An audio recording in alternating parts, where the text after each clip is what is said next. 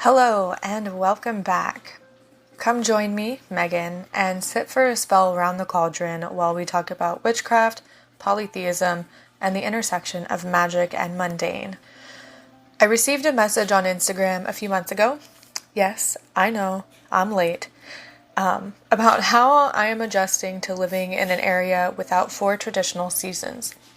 Today, I want to take you through the Wheel of the Year, some very brief history of those celebrations, and how I'm basically throwing it out the window and making my own.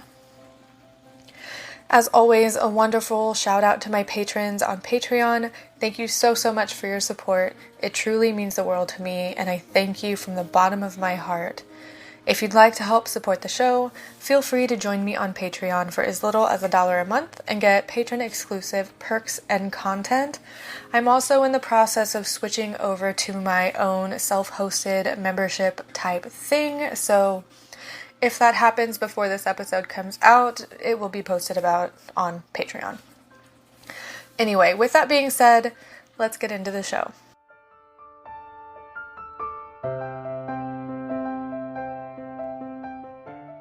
The topic for this month's podcast was inspired by a question I received on Instagram last year. It's taken me a while to get to it, but I wanted to do this topic justice, or at least as much justice as I possibly could. So Alex sent me the following message. I know you recently moved to Florida, and I just wanted some advice as I also live in Florida. I grew up in Ohio, and I'm very accustomed to seasons, and I find it very difficult to really work any magic or feel much energy when trying to follow the Wheel of the Year when we don't have much change in seasons. I was wondering how you see or feel trying to follow a seasonal calendar when there really isn't any change here. I also live in a very urban environment and don't have much access to nature, and I just feel almost entirely disconnected from the earth. Do you have any advice on what to do in this situation? So first, I want to say thank you, Alex, for sending me this message. I know you sent it to me many months ago, and I'm finally getting around to making this particular episode. For anybody else that has any questions that you want me to answer, either just in a message or topics to cover, feel free to reach out to me. My email is info@roundthecauldron.com. All of my social medias are in the show notes, and I am mostly always, available to answer questions if I can or point you in the right direction if I don't have an answer for you. But in order to answer this question, I feel like I need to give a very brief history of the current Sabbats on the Wheel of the Year. Where they come from, and why they may or may not apply to you. I also need to talk about my thoughts on seasons and cycles, especially now that I live somewhere with wonky seasons. I know there are a few books out there that cover the Wheel of the Year, Making It Your Own, and History of Sabbats. The first one that comes to my mind is Year of the Witch by Temperance Alden. It's one that's always recommended, but I honestly didn't finish it because of some questionable phrases and some harmful language. I also don't feel like it did all that great with explaining how to create your own holiday calendar, but full disclosure, I didn't finish it. Kellyanne Maddox's book, Rebel Witch, we just read that for book club on Patreon. It has a wonderful section on creating your own holiday calendar that really covers a lot of ground. I was really happy to see that a lot of what I'm already doing was talked about in a book. So as I go through this episode, I do hope you'll keep in mind that I am not a scholar or academic of any kind in this field. Everything presented here is based on my own research, my own current knowledge, and my own experience. I might get something wrong, though of course I hope I don't. And if I do, please let me know and I will be happy to correct myself.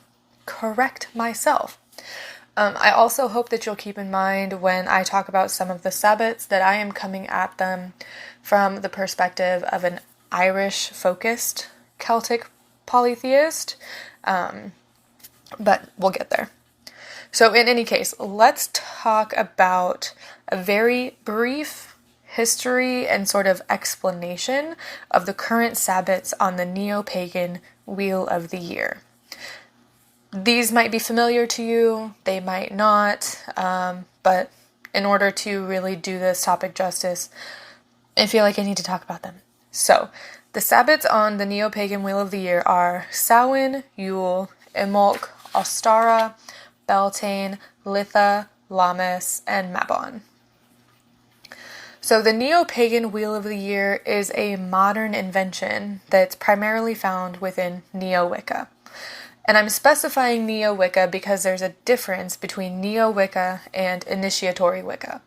Since traditional Wicca is initiatory, and I'm not initiated into a tradition, I can't speak to whether the Wheel of the Year looks similar in traditional Wicca versus the wider, more publicly available Neo-Pagan Wheel of the Year. Anyway, these 8 Sabbats can be broken down into 2 different groups. The first group is the Celtic fire festivals, and the second group is astronomical events. The astronomical Sabbats are also called quarter days, probably because there's one every 3 months, every quarter of the year. In the Wheel of the Year, these are Yule, Ostara, Litha, and Mabon.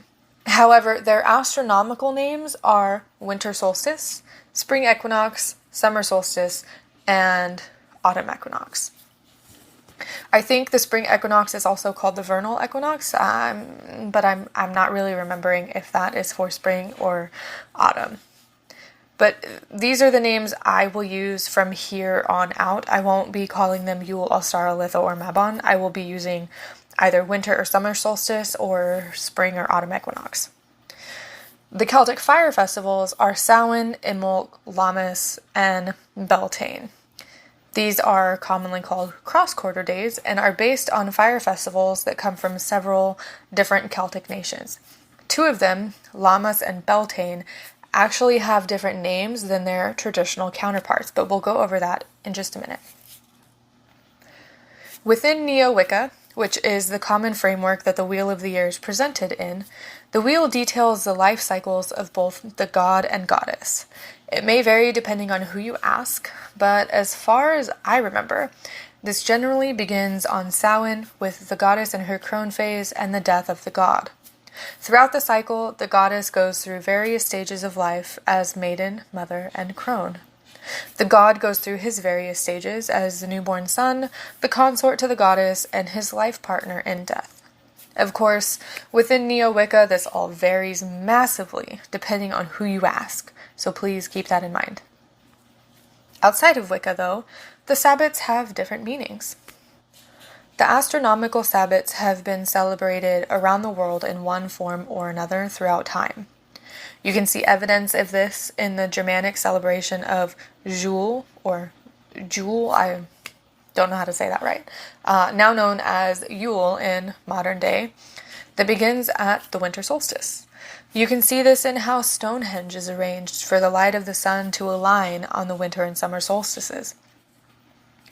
In Newgrange, a monument in Ireland built about 5,000 years ago, the sun rises on the solstice and enters a chamber inside the mound. If there was no celebration, we can at least infer that the solstices were an important aspect of the lives of people thousands of years ago. In many places, the solstices marked major turning points of the year. These are the points in time of the longest night, winter solstice, and the longest day, summer solstice. The other 2 astronomical days are the spring equinox and the autumn equinox. Rather than being the longest day or longest night, an equinox is a point in time where the amount of time for day and night are relatively equal. Again, these 2 days may have been celebrated in many cultures across the world, certainly too many for me to research and talk about for one episode. I encourage you to look into the history of your culture and see if these days played a significant role for your ancestors. Now, the Celtic fire festivals are Samhain, Imbolc, Lughnasadh, and Bealtaine. You may notice here that I replaced Lammas with Lughnasadh and Beltane with Bealtaine. I also need to mention here really quick, like I did a little bit ago, that I am coming to these Celtic fire festivals through a specific Irish-focused lens, though these particular festivals were celebrated in many different Celtic countries, and they still are celebrated to this day. They just might look different. So, anyway, I replaced Lammas with Lunasad and Beltane with Bealtaine because Lunasad is the celebration that Lammas is based on when it comes to the Wheel of the Year. Also, Bealtaine is the Irish word for the month of May and was anglicized to Beltane for use in the Wheel of the Year. These Sabbats were the inspiration behind the 4 cross-quarter days on the Wheel of the Year. But what do they actually mean? Within Neo-Wicca, for example, Lammas is the first of 3 harvest festivals. It's a time of year when the Wiccan god symbolically loses some of his strength as the sun rises later and later each day. However, Lunasad is a celebration of the Irish god Lugh. Remember, in this case, I'm coming to it from an Irish perspective. But it's a celebration of the god Lugh and his accomplishments. Lunasad roughly translates to the funeral games of Lugh, but the funeral isn't his. On this day, Lugh held funeral games in honor of his foster mother Taltu. It is still a time of harvest and grain, but it also comes with the sadness of loss and the happiness of celebrating life. This historical context is important for celebrating Sabbats, in my opinion. The Celtic fire festivals have been taken out of context and watered down to things like Imbolc being the beginning of spring and Samhain being when the veil is thin. This historical context is also important for those looking to celebrate the Wheel of the Year in the Southern Hemisphere. Don't worry, I didn't forget about you, my friends. Being in the Southern Hemisphere and trying to celebrate a holiday calendar that wasn't created with you in mind can be quite confusing, or so I've been told by a few friends. Hopefully the tips I give here, the things I'm doing personally, can help you create a better holiday calendar that fits with where you are in the world. If you don't have a European-based practice, the Wheel of the Year as it is right now might not be the best fit for you. Even if you do have a European-based practice, living somewhere like Florida can make things very weird for you, and I'm definitely speaking from experience. As an example, being an Irish pagan, I do celebrate the Celtic fire festivals. Lunasad is a time of harvest. However, the growing season here in Florida is a bit backwards. I don't harvest in August and September. I harvest during wintertime and right before summer because of my climate and the way things grow here. For another example, the Wheel of the Year just gets flipped backward for anyone in the Southern Hemisphere. This means that while those in the Northern Hemisphere are celebrating Beltane, those in the Southern Hemisphere are celebrating Samhain. For some people, that works just fine. Many people are perfectly happy with their Sabbats exactly the way they are, and that is fantastic. This episode is for the people that need a bit of help figuring out exactly where their important days land on the holiday timeline. So I know I didn't go fully in depth on the history and the context behind the current Wheel of the Year. And part of that is because within neo-paganism, the Wheel of the Year, outside of a framework of a tradition, means a lot of things to a lot of different people. And while the cultural context of the 4 Celtic fire festivals is important, I don't feel like I could accurately portray the history and the culture and the significance of those fire festivals because, one, it's not my culture. Though I do have Irish ancestry, that was a really long time ago, and I didn't grow up in Ireland, so I don't really have a tie to the culture outside of my practice. But 2, there's a lot of cultural context that comes with those particular celebrations, and I'm still learning about them myself, so it wouldn't be fair of me or accurate of me to try and explain all of that context and history and folklore and how the holidays have changed over time because I don't have all that information. But what I can do is help you maybe get a different idea of the things that you can do to build your own wheel of the year. So I'm just going to fire off some quick tips themselves, and then I'll talk about why I think they're helpful. Okay, ready?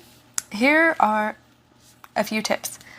Forget about everything you know about the current wheel of the year. Forget about all major holidays in your country, your city, your family, etc. Throw out every single celebration and start from scratch. A blank timeline, okay? Figure out the days that are important to you, no matter what they are. Figure out the days that are important to the land around you or in regard to the land you live on. Figure out what is important in your practice in terms of holy days, cultural significance, etc. Get flexible with your timeline. Don't be afraid to change your mind. Okay, so that's sort of the rapid fire session. Now let's talk about it all together.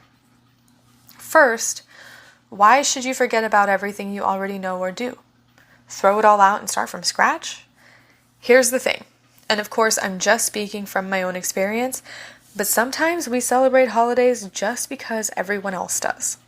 Sometimes we just do it because that's been tradition or what we grew up with. But if it isn't something we're connected to, why should we bother celebrating? I recently had this kind of conversation with my daughter around Easter time because she wanted to do an Easter egg hunt. She wanted to go to church with her friends and sit through the sermon just so she could do the Easter egg hunt. And I explained to her that, Easter is a religious holiday. It has significance to a faith that she's not part of, that she doesn't believe. And while I understand that, yes, Easter egg hunts are fun for children and all of those activities that come with celebrating holidays are fun for kids, I don't think it's right to celebrate a holiday, a religious holiday especially, that has no real meaning to you as you celebrate it, if that makes sense at all. Yes, that was an interesting and kind of difficult conversation for her to come to terms with, because I don't celebrate Easter and I'm not going to send her to church if all she wants to do is the Easter egg hunt, especially if it's a church I have never been to. But anyways, start with a blank timeline. And this can be however you want it. Start it from January to December. Start it from your birthday. From the beginning of the month of Pluto. I don't know if that's actually a thing, but hopefully you understand what I'm saying. Grab a piece of paper and create a timeline with your own beginning and your own end. That's step one. That's it. Right now it should be blank, but let's see what we can fill it with. What's important to you? Think about that for a second. What matters to you? Personally, not necessarily in regard to your practice or your religious beliefs, but just as a person. What's important? Think about personal days of significance. These personal days of significance are definitely worth celebrating. Birthdays, anniversaries, entire months, weeks, etc. Figure out what days are worth celebrating for your personal life and add them to your timeline. Seriously, you can add as many or as little as you want. 1 day, 2 days, 10 days out of the year. Every day of the year you want to celebrate something. I mean, that's doing a lot in my opinion, but you do you, right? If you only want to add your birthday and the birthdays of your family, that's fine. You can even add in personal anniversaries, such as sobriety, which is definitely something worth celebrating, in my opinion. Even the anniversary of finding your forever home, or the day you adopted your favorite pet. It's fine. Doesn't matter. If it matters to you, then put it on your timeline. The next category, so to speak, that you might want to add includes looking at the land around you. What's going on? What happens in the natural world surrounding your home? Whether that be your micro environment, so your specific neighborhood or your specific apartment building even. And I think this is especially important if you live somewhere that doesn't have the typical season markers of change, if that's something you're looking for.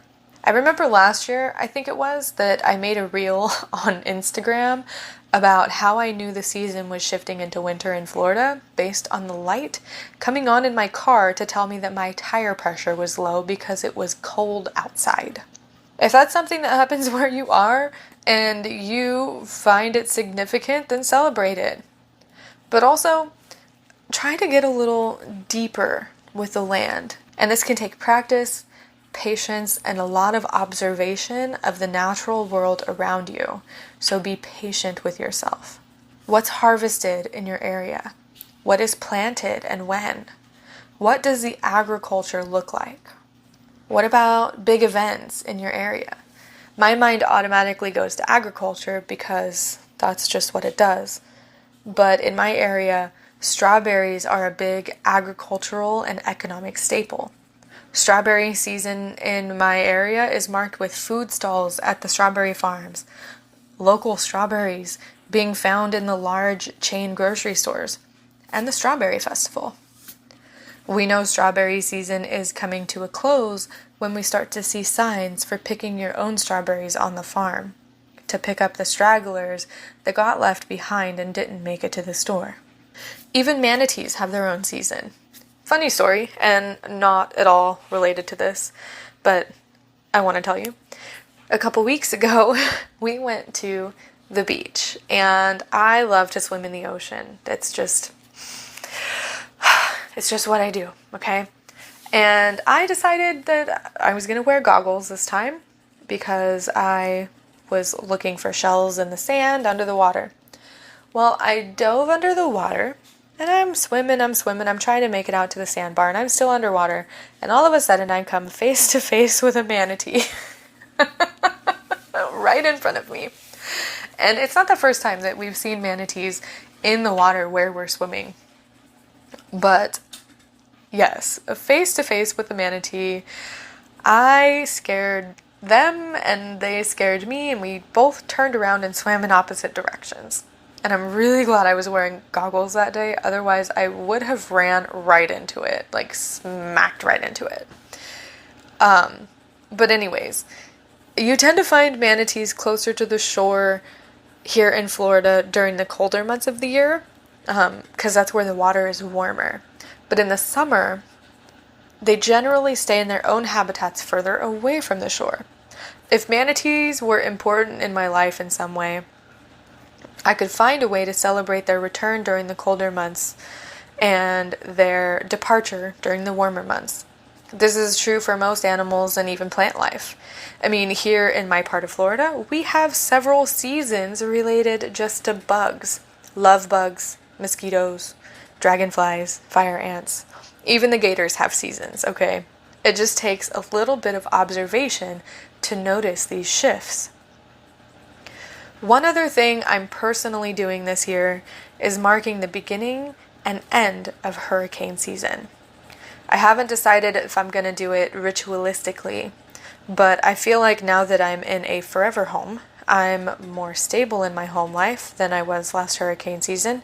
It's time to start honoring and marking the start and end of what can be a very chaotic time in Florida, depending, of course, on how the weather behaves.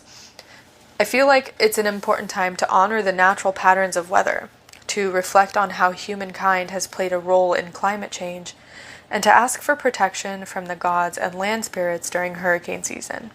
Lastly, figure out what's important for you to mark in your personal practice. This goes both for witchcraft and polytheism, so choose what works for you. This can include marking the seasons in your area based on the season and patterns around you, not on a perceived beginning to spring for the whole northern hemisphere. Celebrate when the first flower blooms in your garden. Honor when the first leaves begin to fall in your yard. If you don't have a yard, that's fine. Pick a point of reference or simply observe the world around you when you go outside. Do you see flowers blooming? Celebrate it. Do you see leaves falling from the trees? Honor that. Celebrate the first snow, if it snows where you live, or the first thunderstorm of summer. I can always tell when the seasons are getting ready to shift in my area because the fog will roll in. I've only been in Florida for about 2 years. Actually, it'll be 2 years this June. Wow. But I've already noticed that pattern for my area. Fog is something I notice because it's always captivated me. This fog hangs around for a few days in the morning and then dissipates. Then, as if the season has materialized through the fog, the weather and patterns change. If there are holy days associated with deities you worship or work with, be sure to add those to your holiday timeline too. I know there are many deities who have holy days or celebrations associated with them. For me personally, this is why I celebrate the 4 Celtic fire festivals as they relate to my personal practice, specifically Imbolc and Lunasa. If you're not sure what holy days or celebrations relate to your deities, see if you can do some research on what they would have been in ancient times. If that information isn't available, choose a day, week, or month that you think relates back to them and honor them then. I am of the opinion that while ancient holidays and celebrations associated with specific deities, holy days associated with specific deities, they're important if you know what they are. But I think it's totally fine to choose a day or a week or a month or a season or whatever to honor a specific deity if that's what you feel called to do and if that's how you relate to that particular deity.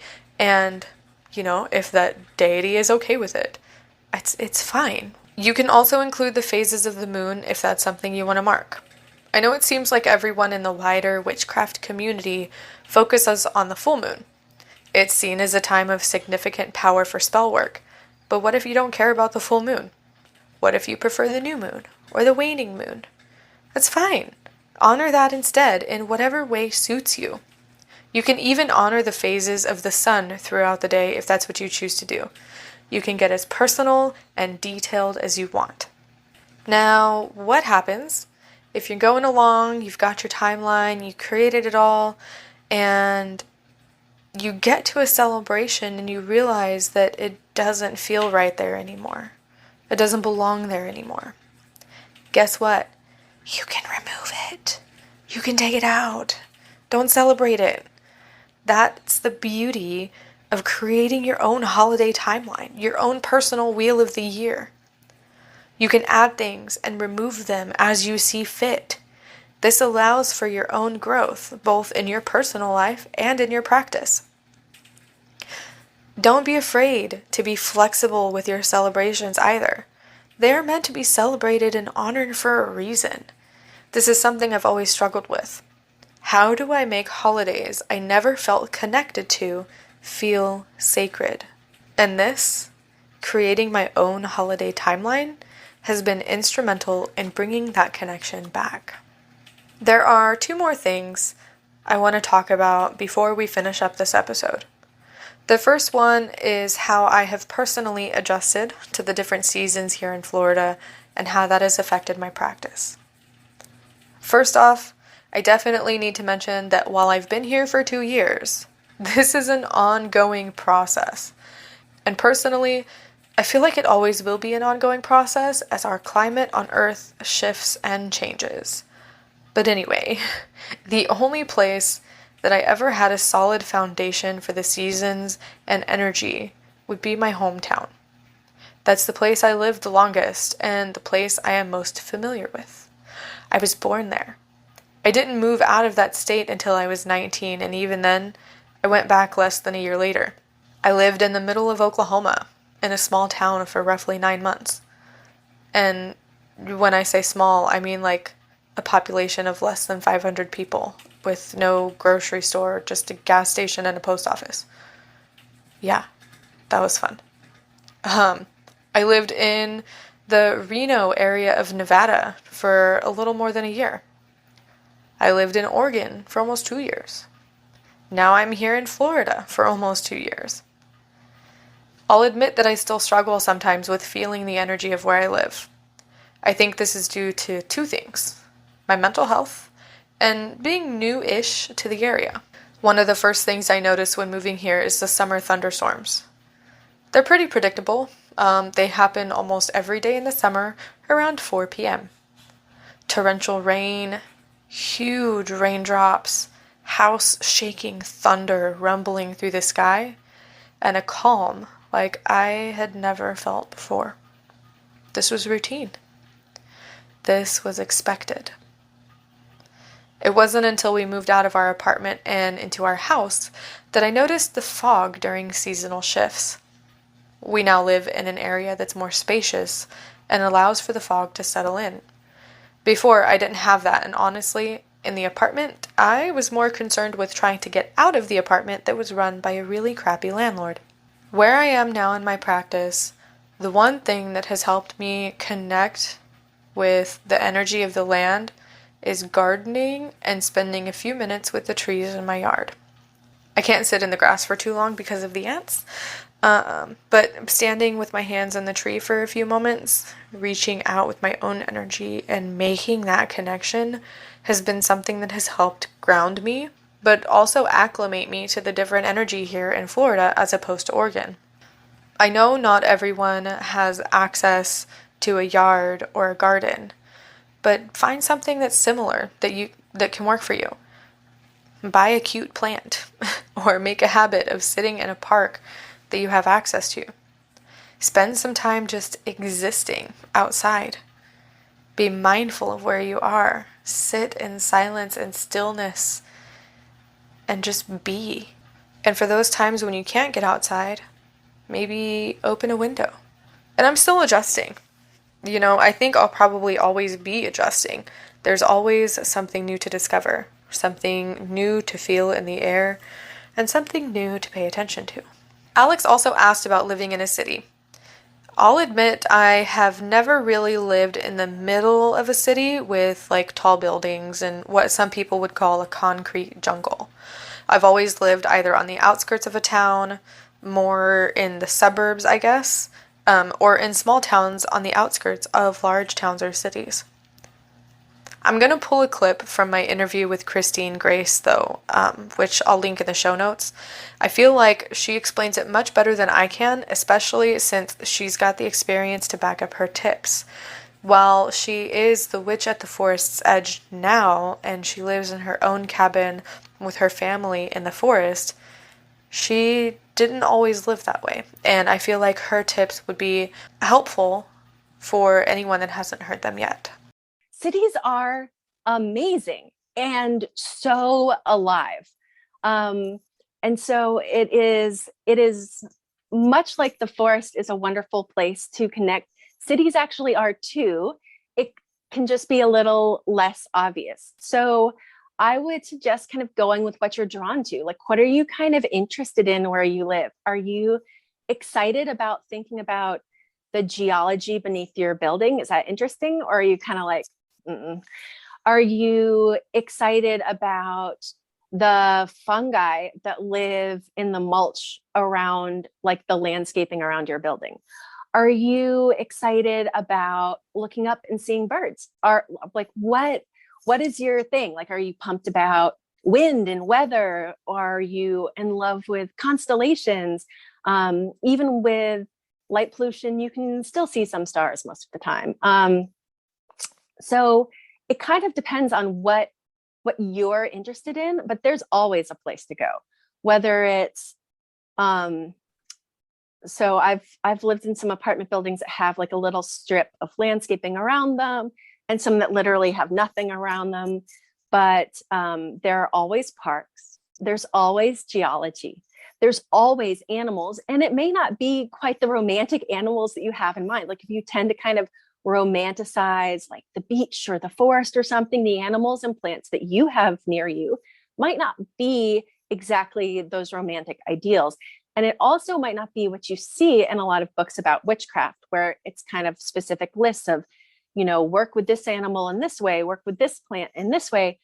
Those plants and animals might not be yours, but that's okay. You can draw on those ecological resources that are not witchy and kind of pull those non-witchy resources into your practice. And one of my absolute favorites is geology because it's always there. Even if it's covered over mostly with concrete, there is still some really interesting geology happening underneath you. And we talk a lot about grounding. And what can be more grounding than to really know what you're grounding into? If you want to listen to the entire interview I did with Christine Grace, that will be linked in the show notes. I highly recommend it. She's a wonderful person, and we had a great conversation. But I feel like, again, her tips, the things that she said, are better than any tips that I could have given to anybody, because I don't live in the middle of a city, and I never really have not had access to a yard or some type of easily accessible nature around me. So, wherever you are, whatever climate, culture, and living situation, I hope this episode has given you some food for thought on how to connect with your land and build your own seasonal and holiday celebration calendar thing. Call it a timeline, call it a wheel of the year, call it whatever you want. It's yours, it's personal, and it should make you happy and excited. Before we end this episode, let's pull a card from my Spirits and Shadows Oracle deck to give us some food for thought for the coming month.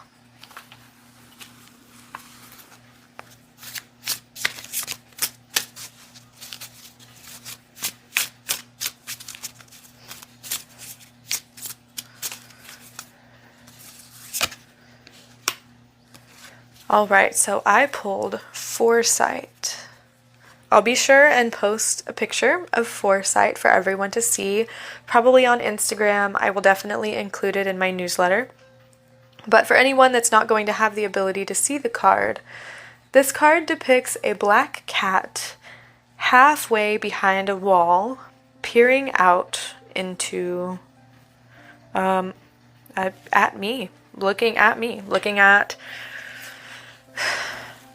this direction, I guess, how to describe it. So, for the month of June, what can we be aware of? Foresight calls us to plan ahead. It calls us to be mindful and use our intuition and let it guide us before making big decisions, before making decisions at all. Trust your gut and your instinct. Think ahead. Maybe if you use divination, I feel like this would be a good time to do some divination, maybe on a situation that you are questioning or that you're not sure how you should move forward. Lean into your intuition this coming month and let the black cat of foresight guide you. Thank you so much for listening to this episode. If you have comments, questions, or suggestions, please reach out to me. My contact information is always in the show notes, and you can find me on social media. All of those links will be in the show notes, and with that, I will talk to you soon. Bye for now.